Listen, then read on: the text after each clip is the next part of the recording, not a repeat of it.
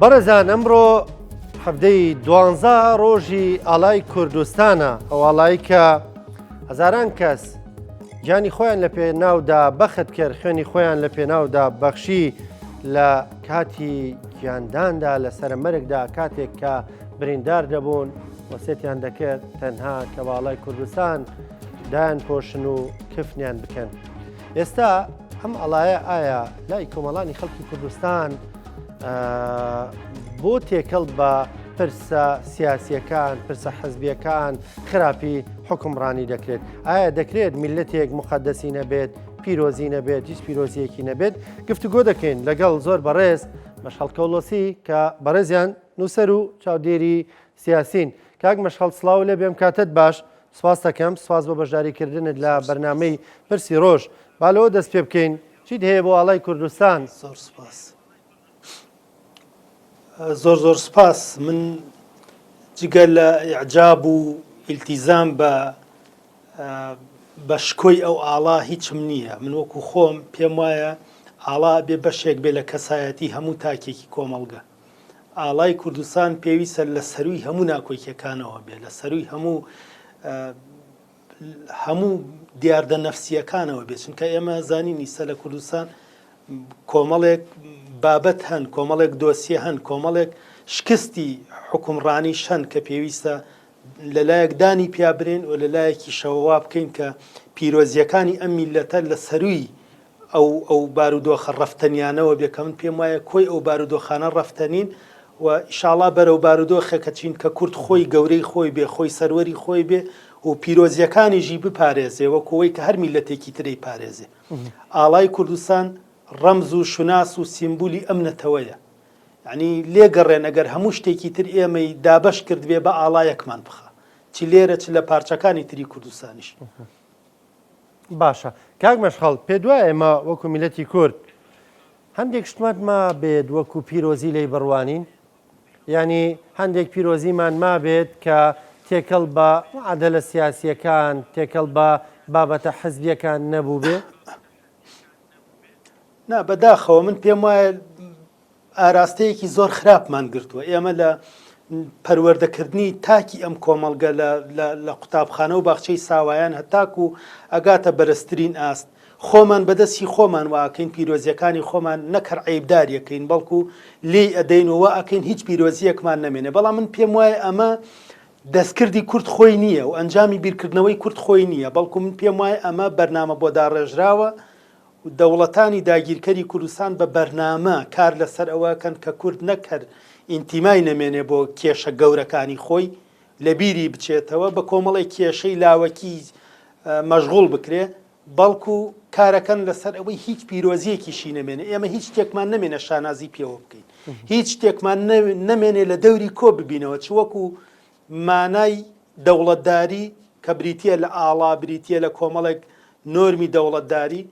یان وەکو حتا مەسەلەی ئەدەبیات و کۆمەڵێک بابەتی ڕۆحیش. لە هەموو ئەو بابەتانە داگیرکەرانی کوردستان تەدەخولی ئێمە جێپەنجە ئەبینین، بەڕاستی شوێن پەنجەی داگیرکەرانی کوردستان، چونکە من پێم وان نییە هیچ یعنی تاکی کورد هەر چەندە خیانەت بە قەزیەکانی خۆیشی بکە ناگاتە ئەو ڕادەی نەفرەت لە ئاڵا بکە، نەفرەت لە سەروەری خۆی بکە، پێی خۆش بێ ژێردەستە بێ. ئەمە ئەو دەردەیە، ئەو نەخۆشینەیە کە داگیرکەر بە پارەیەکی زۆر و بە کۆمەڵێک میدیای زۆر گەورەی خستۆتە کار بۆ ئەوەی متمانەی تاکی کورد بە ئاڵا و پیرۆزیەکانی بە هەموو ئەو بابەتانەی کە پەیوەندی بە شوناس و دروستبوونی شوناسی کوردیەوە هەیە، ئەوان لە ڕێگەوە کار لەسەرەوەکەن هەموو ئەو مانانە من لێوەربگرنەوە. کێشەکە ئەوەی ئێمە خۆمان لەژێر کۆمەڵێک بارودۆخی ناهەموار زۆر خراپی ئیدارەدان و ئۆدەن ئەمە وای کردووە ئەم بارودۆخە بگوازینەوە بۆ مانا گەورەکانی دروستکردنی شوناسینەتەوەش. ینی ئێمە ناتوانین تاکی کۆمەڵگەڕ لەوە تێبگەێنین، یان بەرنامەمان نییە کە تێی بگەێنین لەوەی کە ئاڵا جیایە و حکوومەت جیایە بۆ نمونە، یان کۆمەڵێک هەڵی ئیداری کە دروستە بێ لە فەرمانگەیەک، ئەمە هیچ پەیوەندیەکی بە شوناسە گەورەکەی نەتەوەی کوردەوە نییە. ئەنی لەبەرەوە ئێمە پێویستمان بەوەیە هەم میدیاکانمان زۆر وشکیارانە و دڵسۆزانە کار بکەن بۆ جیاکردنەوەی چەند چەمکێک لە یەکتری و هەروەها تاکی کۆمەڵگەی ئێمەش ئەوەندە بەهای نەتەوەیی هەبێ ئەوەندە تێگەشتنی هەبێ بۆ ئەم چرکە و چرکەکانی داهاتوو کە بەڕاستی هیچی کەمتر نییە لە تاکێکی فارس یا عەرەبیا تورک. ینی بۆچی تاکێکی تورک هیچ کام لە هەڵەکانی دەوڵەتی تورکیا بە درێژایی دروستبوونی ئەو دەوڵەتا تاک و ئیسە بە کۆمەڵێک قۆناغی زۆر ناهەمواریش تێپەڕیوە یان ئەوەتە لە سووریا. ینی ئەم هەموو بارودۆخە ناهەموارە هەیە بەڵام ئەوان ئاڵا وەکو شوناسی کۆکەرەوەی هەموو تاکێکی سووری پیشانەدەن. ئێمە بۆ نەمانتوانیوە تەنانەت لەم مانە سیمبولیتیکەیشە ئێمە شکستمان هێناوە بۆ نەمانتوانی و ئەم تێگەشتنە بخەینە ناو تاکی کۆمەڵگەی خۆمان. هۆکارەکە چیە و لەکوێ ئێمە ڕاست بووین لە کام وانەی نیشتیمان پەروەری ئێمە ڕاست بووین. هیوادارم هەمومان پێکەوە سعی زۆر باش کۆشی زۆر باش لەوە بکەیت کە نەچوە بچێ. من قەنەعەتم وایە ئیستێش فەزایەکی وامان لە بەردەسایە کە ئەتوانین خۆمان دروستکەینەوە جارێکی تر بۆ تاکی کۆمەڵگە. پێ دوای ئەمە دەستی دەرەکیە دەستی وڵاتانە دەیانەوێ ئێمە هەر ژێر دەستە بین پیرۆزیمان نەبێ ئاڵامان نەبێ سرودمان نەبێ ڕەمزمان نەبێ یان ئێمە دەستی دەرەکیە. ئەزانی چۆن من پێم وایە ئەو هەڵە و کەم و کورتیانەش کە لە ئیدارەدانی ئەم وڵاتە هەیە ئیتر هەر کەسی ئەیکا هەڵەکە هەر کەس کردوێتی هەر کەس لێی بەرپرسە من پێم وایە ئەوەش خزمەتکردنە بە ئەجێندای داگیرکەر. هیچ کام لە هەڵەکان بە ئەوە نین هەڵە ئەکرێ من پێم وایە هاوکێشەکە بەم شێوەیە دەستی داگیرکەر خۆی دێ هەڵەکە و پێ دروستەکە ئەنجا ئیسیسماریشیەکە دێت ئیسیسمار لەسەر هەڵەکەی تۆ ئەکاکە پێشتر هەر خۆی بە بڕیارێک پێی دروست کردووی ئەو کاتێت ئیسیسماری لەسەرەکە ئاڵگەر کورد بۆ نمونە پێتەڵێەوە تا کورد مانگی ئەو نێو هێشتا موچەی نەداوە بەڵام خۆی موچەکەی بڕیوە ئەنجا هاتووە ئیسیسماری لەسەرەکە ئەگەر کورد خۆی گەورەی خۆی بێ ئەگەر کورد بێوێ خۆی حکمی خۆی بکە ئاوها حکومتەکە کە موچەت ناداتێ لە کاتێکە هەر خۆشی مەسرحەکەی دروست کردووە خۆی شانۆگەریەکەی دروست کردووە خۆشی ئیسیسماریەکە و ئەبێ ئیکاتە مادەیەکی زۆر واقعی بۆ ئەوەی هاوڵاتی کورد لە هەموو جۆرە ئومێدێک دابڕێ ئومێدی نەبێ بەوەی کە ڕۆژێک لە ڕۆژان خۆی بتوانێت حکمی خۆی بکە چکاڵە گەر ئێمە حکمی خۆمان بکەین ئەوە تە موچەی مانگی دە لە مانگی 12 ئەدرێ بەڵام پرسیارەکە لەسەر ئەوەیە ئایا ئێمە کەیتە ئەو ڕادە گەمژە بووین بە قسەی داگیرکەر بڕوا بکەین کەیتە ئەو ڕادە گەمژە بووین لەو ساحە یاری بکەین کە داگیرکەر بۆمان دروستەکە. تاکی کورد تاکێکی وشیارە ئێمە لە تاریکترین چرکە ساتەکانی مێژووی ئەم ناوچە کە هیچ دەرچەیەک نەبوو هیچ دەرەتانێک نەبوو بەڵام سەیرەکەی تاکی کورد بەردەوامی بە شۆڕشدا تاکی کورد بوو بۆ چقلی چاوی داگیرکەر هەموو بنبەردێکی خاکی کوردستان سەنگەرێکی بەرەنگاربوونەوەی داگیرکەر بوو ئەمە کێ کردوێتی تاکی کورد بەڵام ئیستە دەسەڵاتی هەواڵگری وڵاتانی داگیرکەری کوردستان بە بێپەردە و بەردەوامیش کار لەسەرەوەکەن کە کورد بێ ئومێد بکەن ئەنواع کێشە و بۆ دروستەکەن جۆرەها کێشەی ڕۆژانە کێشەی ئیداریت بۆ دروستەکەن و لە ئەنجاما دێن پێتەڵێن ئەمە ئەو خەباتەیە کە ئێوە خەباتتان بۆ کاک مەشخەڵتۆ پێ دوایە کێشەکانمان کێشەی سیاسین بە تایبەتەوەی لە لای بەغداوە بۆمان دروست دەکرێت یان کێشەی ڕقم و حیساب و کتابە کە هەرێم تێدا کەم تەرخەمە هەرگیز کێشەی ئەزانی چۆنە من کاتێک قسە ئەەکەم یا هەر ئەبێ پێویستە بە وشیاری و هێندەمان سەرەدا و لە بەردەست بێ هێندەمان جێپەنجە لە بەردەست بێ بتوانین ئەم بانگەشە بسەلمێنی کێشەی کورد لەگەڵ عێراق بە قەراری قەتعی کێشەی ژمارە نییە بە هیچ شێوەیەک و هەر کەسێک ڕاستە سەقافەتێک زاڵە ئیستە پێی وایە کە کێشەکانی ئێمە کێشەی هەڵەی خۆمانە کێشەی هەڵەی خۆمانە ئێمە نایزانین یعنی حتا لە دانیشتنی دوێنەی وەزیری مالی احتیلال لەگەڵ وەزیری مالی کوردستان باسیەوەی کردو کە ئێوە نازان میزان مراجعە دروست بکەن باش ئێمە چەند زانکۆمان هەیە چەند خەبیری مالیەمان هەیە یعنی بەم هەموو مامۆسای زانکۆ بەم هەموو خەبیرێکە لە زانکۆکانی ئێمە هەیە ئەمە ئیهانە نییە بۆ تاکی کورد پێتان بڵێ وەڵا ئێوە نازان میزان مراجعە دروستکەن خۆم تیمێکە نێرم ئەمە بچووکردنەوەی تاکی کووردە تا ڕادی سفرکردنەوە ئەمە جۆرێک لە هێرشی نەفسی و هێرشی سیاسیە بۆ سەر تاکی کورد پێتەڵێت تۆ لە ترۆپکی دەسەڵات بەڵام نازانی نەخشەیەک دروست بکەیت ئەمە بە تەواوی پاسیفکردنەوەی تاکی کورد ئەمە پەیوەندی بە ژمارەوە نییە ئەمە ئیهانەیە بەو مامۆسایانەی زانکۆی ئێمە کە لە مالیە و لە ئیدارەت شارەزان چۆن ئەبێ ئێمە ئەمە قوبوڵ بکەین تا ئەو ڕادە سفر بکرێنەوە بەڕاستی ئەمە ئیهانەیەکی زۆر زۆر گەورەیە کە داگیرکەرێکە داگیرکەر لە سەرەتا خۆی هاتووە باشە لە 2014 مەسەلەی کێشەی ئێمە میزان مراجعەمان نەبووە لە هەموو بە درێژایی ژیانی ئێمە لەگەڵ عێراق کوکی ئەو جۆرە کێشەی مالیەمان نەبووە ئەوەندەیشمان ئیسیسماراتی عەقلی هەیە بزان میزان مراجعە دروستکەن بەڵام بۆ داگیرکەر اعتراف بە شارەزایی تۆ ناکە ئەو زۆر لە قوڵیەوە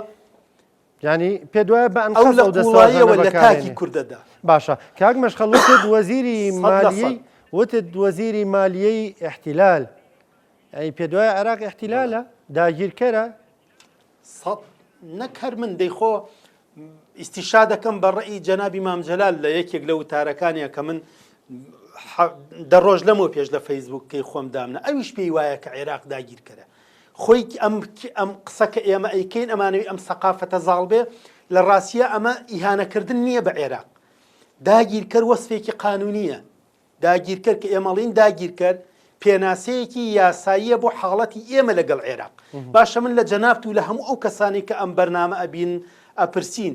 بە گوێرەی کام سیاقی قانونی بە گوێرەی کام ریفراندۆم کورد خراوەتە سەر عێراق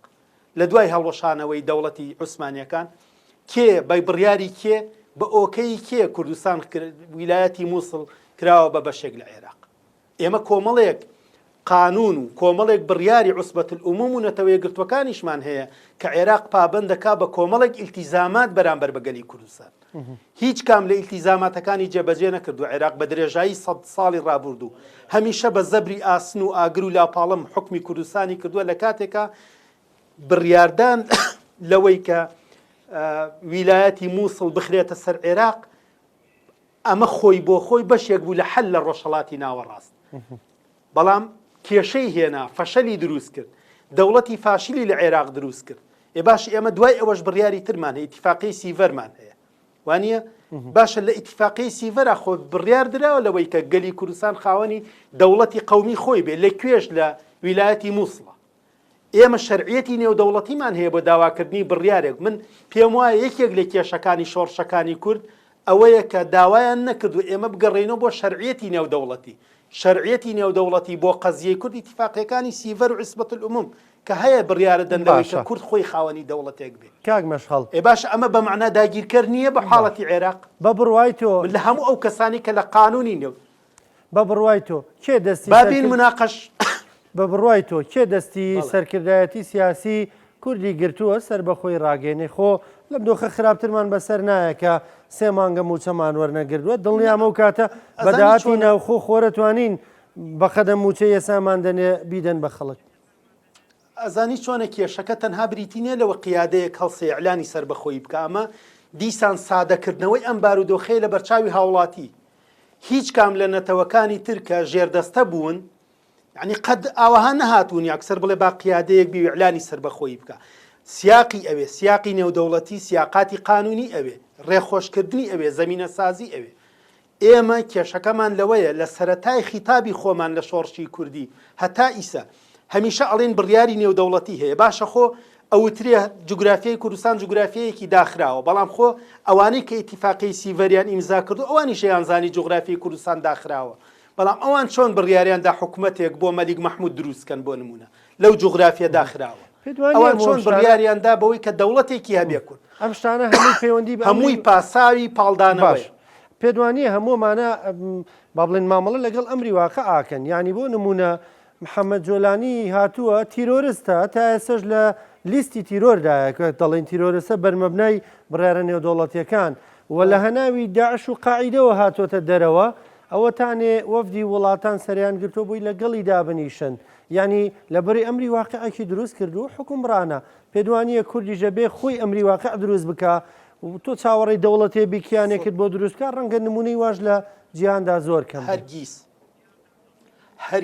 هەرگیز دەوڵەت لەلایەن نەتەوەکانی تر بۆ ئێمە دروست ناکرێت ئەمە یەک دوو ئێمە پێویستمان بەوە هەیە وشیاری و تەوەقعی خۆمان بینە سەرەوە ئەبێ ئەو بۆچوونەی هەمانە ئەو تەوەقعی هەمانە بەرامبەر بە کارلێک و ژیانمان لەگەڵ عێراق لەگەڵ دەوڵەتانی تر ببینە سەرەوە ئەوان نایەن بە تۆ بڵێن تۆ کاتی سربەخۆییتە ئەوان بەردەوام کار لەسەرەوەکەن وەکو ژێردەستەیە وەکو داگیرکراوێک مامەڵە لەگەڵ تۆ بکەن ئەمە ڕاستیە ئێمە واقعەکەی خۆمان ببینین لەلایەکی هاوکێشەکە دایبنین ئەو کاتە تەوەقوعی خۆمان بەرامبەر بە عەمەلی سیاسی ببینە سەرەوە. ئێمە ئایا تا ئینسانی کورد ئێمە پێویستە وەڵامی ئەم پرسیارە بدەینەوە، ئایا تا کەی ئێمە ژێردەستە بین، تا کۆتایی ئەم قەڕنە ئێمە پێویستە نەخشە ڕێگەیەکمان هەبێ، نەخشە ڕێگەیەکمان هەبێ بۆ ئەوەی ئێمە تاکەی بە سیغەی فیدراڵی لەگەڵ عێراق ژین بۆ نمونە، تاکەی بەم شێوازە کە ئیستا تاکی کوردی تایە لە ڕۆژهەڵاتی ناوەڕاست ئێمە نەخشە ڕێگەمان هەبێ بۆ ئەوەی بۆ نمونە لە 20 ساڵی داهاتوو ئیعلانی سربەخۆیی کوردستان بکرێ و بنیەی تەحتی بۆ دروست بکرێ، وشیاری تاکی کورد ببرێتە سەرەوە کە تەحەمولی قوربانیدان بکا لە پێناوی ئەو ئامانجە باڵایەکە نەتەوەی کورد لە فەنابوون ڕزگارەکە. ئەنی شتەکە تەنها ئەوە نیە، پاکێچێکی بەردەوامە. ئەم پاکێچە ڕاستە پێویستی بە قیادەی سیاسی و بە یەکدەنگی ئەمانە هەیە، بەڵام من قەت لەگەڵ ئەوەش نیم کە ئێمە مادەم یەکدەنگ نین دەوڵەتمان بۆ ئیعلان ناکرێ، چکە ئەگەر عەرەب یەکدەنگ بواە بۆ یەک دەوڵەتیان هەبواە، خۆتە زانی ئیسا 22 دەوڵەتیان هەیە، 23 دەوڵەتیان هەیە، هەموو نەتەوەکانی تریژەوەتە تورک لە جنوبی شەرقی ئاسیا خۆ یەک دەوڵەتیان نییە، هەر تورکیا ئەوانیش مەجموعە یەک دەوڵەتیان هەیە. یعنی زۆر جار بنەمایەکەیە لە سیاسەتی نێودەوڵەتیەڵە لەسەر هەر بیرە نەوتێک دەوڵەتێک دروست بکە. گینا خۆ بە مەقایسی دەوڵەتی ستاندارد بەحرین لەکوێ دەوڵەتە؟ بەحرین لەکوێ دەوڵەتە؟ بەڵام لە واقعا دەوڵەتە. کەواتە ئێمە پێویستمان بە بەراورد هەیە لە بینی خۆمان لەگەڵ نەتەوەکانی تر. باشە تاکی کورد لە چی کەمترە لە تاکێکی عەرەب؟ لە فارسێک چی کەمترە؟ بۆچی ئەو خاوەنی دەوڵەت و شوناسی خۆی بێ بۆ کورد خاوەن نەبێ؟ ئەم ئەو پرسیارەیە کە پێویستە لە دەوڵەتانی چواردەوری بکەین. لەم چرکە ساتەکە ئیسا ڕۆژهەڵاتی ناوەڕاست بە عەمەلیەی سەیرورە تێپەڕێ.